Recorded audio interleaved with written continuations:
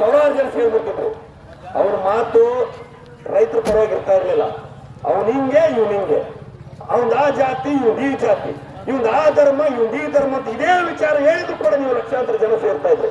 ನಾವಿಲ್ಲಿ ರೈತರ ಬಗ್ಗೆ ಒಯ್ಕೊಂತ ಇದೀವಿ, ರೈತರಿಗೆ ಅನ್ಯಾಯ ಆಗ್ತಾ ಇದೆ ಅಂತ ಲಭ ಒಯ್ಕೊಂತ ಇದೀವಿ. ಆದ್ರೆ ಇದನ್ನ ಯಾರು ಕೇಳಕ್ಕೆ ನೀವು ಇಷ್ಟಪಡ್ತಲ್ಲ. ಯಾಕಂತಂದ್ರೆ ಇಲ್ಲಿ ಬಂದ್ರಪ್ಪ ಅಂದ್ರೆ ಇವರಿಂದ ಏನ್ ಲಾಭ ಇಲ್ಲ. ಯಾವ್ದೋ ಒಂದು ಗಾಡಿ ಇಟ್ಕೊಂಡ್ಬಂದಿದ್ದಾರೆ, ಒಂದ್ 4 ಜನ ಯಾವ್ದೋ ಒಂದು ಅರ್ಶನ ಟೀ ಶರ್ಟ್ ಹಾಕೊಂಡ್ಬಂದಿದ್ದಾರೆ, ಇವರಿಂದ ಏನ್ ಲಾಭ ಅಂದ್ರೆ ಒಗ್ಗರಣೆ ಮಿರ್ಚಿ ಕೊಡ್ತಾರೆ, ಹಣ ಅಂತಂದ್ರೆ ರಾತ್ರಿ 90 ಕೊಡ್ತಾರೆ, ಬೀಡಿ ಸಿಗರೇಟ್ ಕೊಡ್ತಾರೆ. ಇವ್ರೇನ್ ಮಾಡ್ತಾರೆ? ಸುಮ್ಮನೆ ಭಾಷಣ ಮಾಡ್ತಾರೆ, ಲಭ ಒಯ್ಕೊಂತಾರೆ, ಮುಂದಕ್ಕೆ ಹೋಗ್ತಾರೆ. ಇವರಿಂದ ಏನ್ ಲಾಭ? ನಮಗೆ ಲಾಭ ಆಗ್ಬೇಕಂದ್ರೆ ಜನಸಾಮಾನ್ಯರಿಗೆ ಎಣ್ಣೆ ಕೊಟ್ಟರೆ ಮಾತ್ರ ಲಾಭ, ಒಗ್ಗರಣೆ ಮಿರ್ಚಿ ಕೊಟ್ರೆ ಮಾತ್ರ ಲಾಭ. ಹಂಗಾದ್ರೆ ನೀವು ಜನ ಸೇರ್ತೀರಿ. ಇಲ್ಲ ಅಂತಂದ್ರೆ ನಿನ್ ಪಾಡಿ ನೀನ್ ಮಾಡಪ್ಪ, ನಮ್ಮ ಪಾಡಿ ನಾವು ಚಕ್ರ ಆಡ್ತಾ ಇದೀವಿ, ನಮ್ಮ ಪಾಡಿ ನಾವು ಮಾಡ್ತೀವಿ. ಹಾಗಾಗಿ ಇವತ್ತು ಕರ್ನಾಟಕ ರಾಷ್ಟ್ರ ಸಮಿತಿ ಪಕ್ಷ ರೈತರ ಪರವಾಗಿ, ಮಹಿಳೆಯರ ಪರವಾಗಿ, ಕೃಷಿ ಕಾರ್ಮಿಕರ ಪರವಾಗಿ, ಬಡವರ ಪರವಾಗಿ ಧ್ವನಿ ಎತ್ತಾ ಇದ್ವಿ. ಇವತ್ತು 16 ಹಳ್ಳಿಗೆ ಹೋಗಿದ್ವಿ, ಚರಂಡಿಗಳು ಸರಿ ಇಲ್ಲ.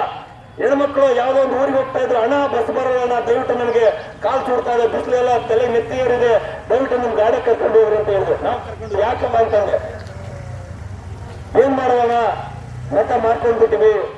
ಸರಾಯಿ ಕೊಟ್ರು, ಅವಾಗ ನಮ್ ಗಂಡಂದ್ರು ಸರಾಯಿ ಮಾರ್ಕೊಂಡ್ಬಿಟ್ರು, ನಮ್ಮನೆ 3 ಕೆಜಿ ಚಿಕನ್ ಕೊಟ್ರು ಮಾರ್ಕೊಂಡ್ಬಿಟ್ರು, ನಮ್ಗೊಂದು ಸೀರೆ ಕೊಟ್ರು, ಕುಕ್ಕರ್ ಕೊಟ್ರು ಮಾರ್ಕೊಂಡ್ಬಿಟ್ವಿ. ಈಗ ನೋಡಿದ್ರೆ ಬಸ್ಗಳಿಲ್ಲ, ರಸ್ತೆಗಳು ಸರಿಯಿಲ್ಲ ಅನ್ನುವಂಥದ್ನ.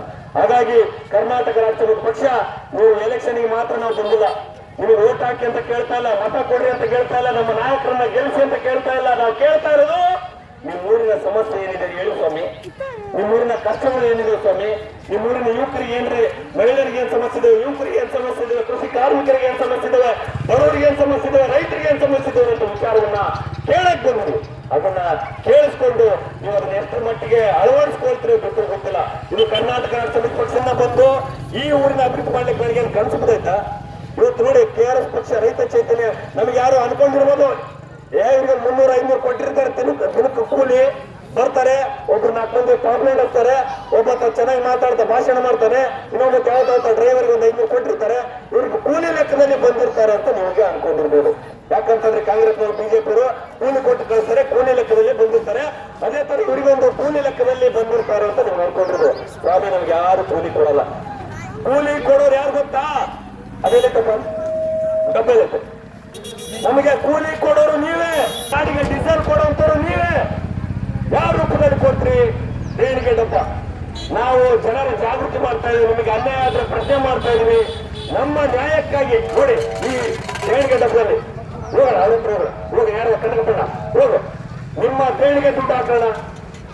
ನಾವು ಯಾವುದೇ ಕಾರಣಕ್ಕೂ ಯಾರ ಹತ್ರ ಮೋಸ ಮಾಡಂಗಿಲ್ಲ, ವಂಚನೆ ಮಾಡಂಗಿಲ್ಲ. ತಹಸೀಲ್ದಾರ್ ಹತ್ರ ಹೋಗಿ ಲಂಚ ಇಸ್ಕೊಳ್ಳೋದಿಲ್ಲ, ತಹಸೀಲ್ದಾರ್ ಯಾರು ನಗರಸಭೆ ಪೌರಾಯುಕ್ತರ ಹೋಗಿ ಲಂಚ ಇಸ್ಕೊಳ್ಳೋದಿಲ್ಲ.